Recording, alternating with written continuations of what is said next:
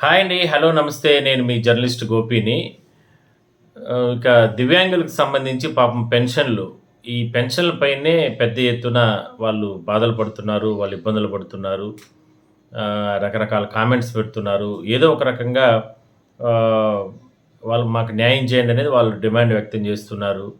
So, ఇది రోజు రోజుకి కూడా అంటే వాళ్ళు డిమాండ్ ఏమిరా అంటే, ఇన్ని రకాల సంక్షేమ పథకాలు చేస్తున్నారు. ఇన్ని రకాల డబ్బులు ఖర్చు పెడుతున్నారు. మా మీద ఎందుకు ఇంత రాద్ధాంతం చేస్తున్నారు? మాకు 15,000 ఇస్తున్నారనో, లేదంటే 6,000 ఇస్తున్నారనో, ఎందుకు మా పైన ఇంత రాద్ధాంతం చేస్తున్నారు? మేమెక్కడా గూడా అడగలేదు గదా! మేము ఇంత ఇవ్వండి అని. మరి ఆహ్, అప్పుడు ఎలక్షన్ సందర్భంగా చెప్పిన మాట ప్రకారమే గదా! మాకిప్పుడు ఇస్తున్నారనేది ప్రధానంగా వాళ్ళు ప్రశ్నిస్తున్నటువంటి అంశం. మరి ప్రభుత్వ పరంగా వాళ్ళు 15,000 ఇస్తూ, ఇప్పుడు లేటెస్ట్‌గా ఈ అంటే రీవెరిఫికేషన్ జేస్తాము, నకిలీలున్నారు, దీంట్లో దొంగ సర్టిఫికేట్‌లు పెట్టుకునేవాళ్ళుండారు. ఇట్లా రకరకాలుగా ఇప్పుడు సాకులు పెట్టి అధికారంలోకొచ్చిన తర్వాత ఈ రకంగా ఇప్పుడు ఇబ్బందులకు గురి చేయడం, రీఅసెస్‌మెంట్ పేరుతో, మళ్ళా హెల్త్ చెకప్‌ల పేరుతో ఒక సెంటర్ నుంచి ఇంకొక ప్రాంతానికి, ఇంకొక జిల్లాకి, అవతల జిల్లాకి, ఇంకెక్కడెక్కడో జిల్లాలకు గూడా బదిలీలు అక్కడికి పంపించడం. మేము వికలాంగులుగా ఉండి, దివ్యాంగులుగా ఉండి మేము అంత దూరం ఎట్లా పోయి మేము హెల్త్ చెకప్‌లు చేసుకుంటాం. ఇవన్నీ ఎలక్షన్ ముందు చెప్పలేదు గదా!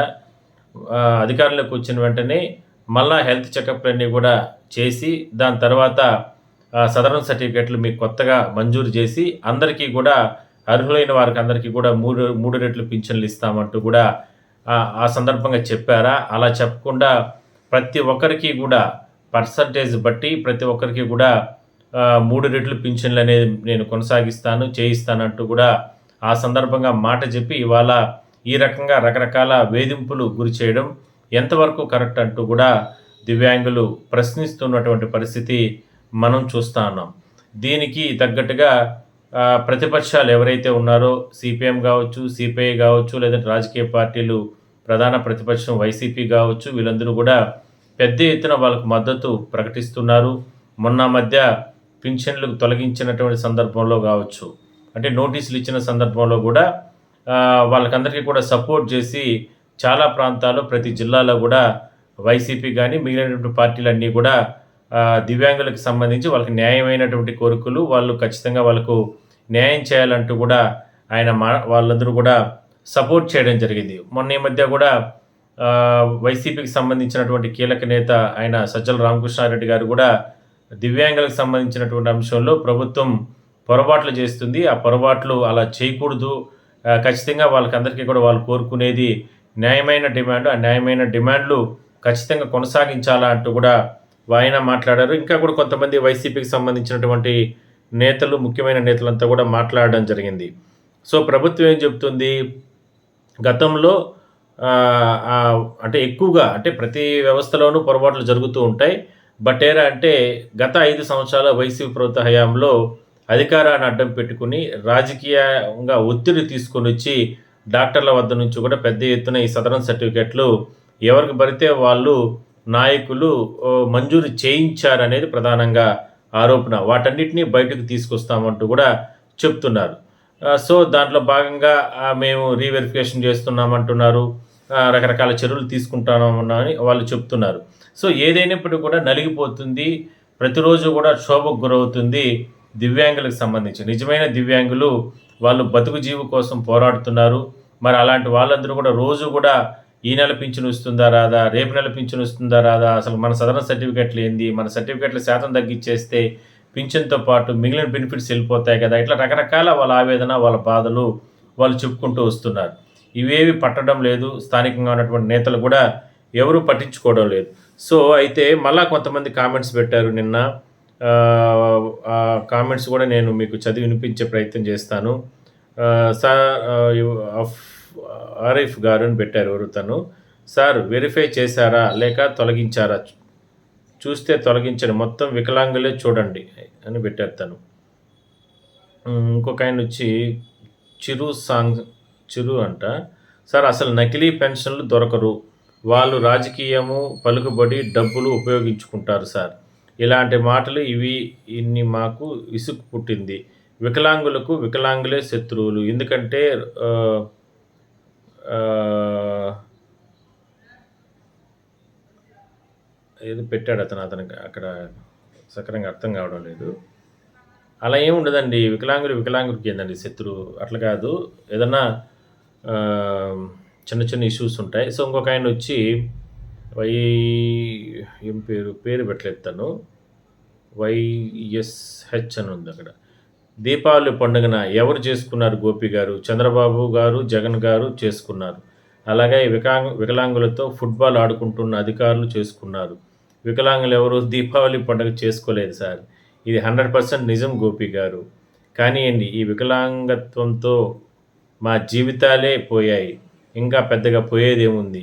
అద్భుతంగా చెప్పారండి. మహా అయితే ప్రాణాలే కదా పోయేది. అది చాలా మంచిది కదా! అది మా జీవితాలకు విముక్తి కూడా గోపి గారు.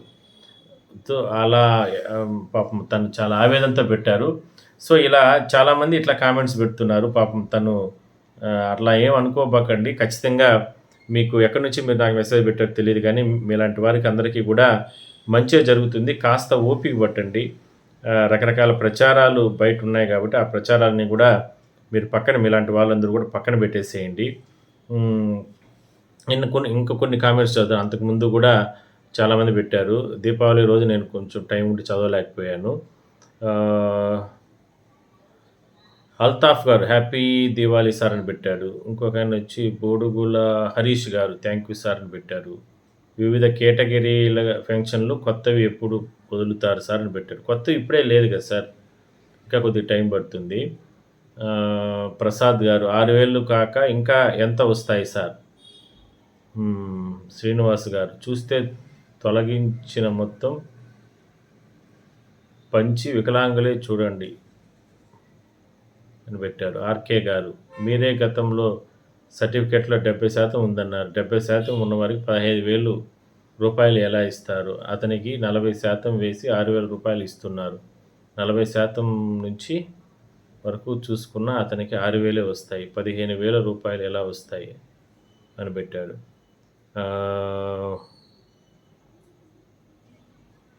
పేరు పెట్టలేదు ఆయన. Action must be taken against సచివాలయం స్టాఫ్. ఈ సచివాలయం స్టాఫ్ పైన వాళ్ళు సక్రమంగా ఈ పెన్షన్లు ఇవ్వడం లేదని ఆయన పెట్టాడు పాపం. సార్ మాది పార్వతీపురం మన్యం జిల్లా సీతంపేట మండలం అన్న నేను సదరంలో 90% ఇప్పుడు మళ్ళీ అసెస్మెంట్కి వెళ్ళాను. ఇప్పుడు కూడా 90% వచ్చింది. ఇప్పుడు ఏం చేయాలన్నా ఖచ్చితంగా మీరు 15,000కి అర్హులు. ఖచ్చితంగా మీరు అప్లై చేసుకోండి నెగ్లెక్ట్ చేయకుండా. శ్రీనివాస్ గారు ఇంతకుముందు ఇచ్చింది డాక్టర్స్ కదా! అన్నీ పరీక్షించింది ఇచ్చారు. మళ్ళీ ఇప్పుడు చేయడం దేనికి అని పెట్టారు. ప్రసాద్ 2 కాళ్ళు లేని మాకు 90% ఉన్నా 80 వేశారు. మేమేమి చేయలేము. ఒక్క కాలు లేకపోతే 6,000 ఇస్తారు. మీరు కూడా ఆలోచించండి. అంటే అతను ఆ 10% తగ్గించేసిన కారణంగా కంప్లీట్‌గా 15,000 పింఛన్‌కి సంబంధించి ఇనెలిజిబిలిటీ అయిపోవడం జరిగింది. సో, ఇట్లా చాలామంది వాళ్ళ కామెంట్స్ పెట్టారు. చూద్దాం మనం అనుకున్నట్టు అంటే వీళ్ళకందరికీ ఇప్పటికే అంటే చాలామంది వాళ్ళ అభిప్రాయం చెప్తున్నారు. చూద్దాం మరి ఏం చేస్తారు. ఎందుకంటే రీఅసెస్‌మెంటు ఒక్కసారిగా ఈ వారంలో ఈ పండగలు రావడం, వర్షాలు రావడం ఇవన్నీ కూడా ప్రారంభమైంది కాబట్టి అధికారులు కూడా ఆ బిజీలో ఉంటున్నారు కాబట్టి చూద్దాం రేపటి నుంచి ఏం జరుగుతుంది ఏంటి అనే దానిపైన. సో, నవంబర్ పింఛన్‌లకు సంబంధించి మాత్రం ఇంకా కూడా ఏం పెద్దగా అంటే అధికారికంగా ఎక్కడ కూడా క్లారిటీ లేదండి.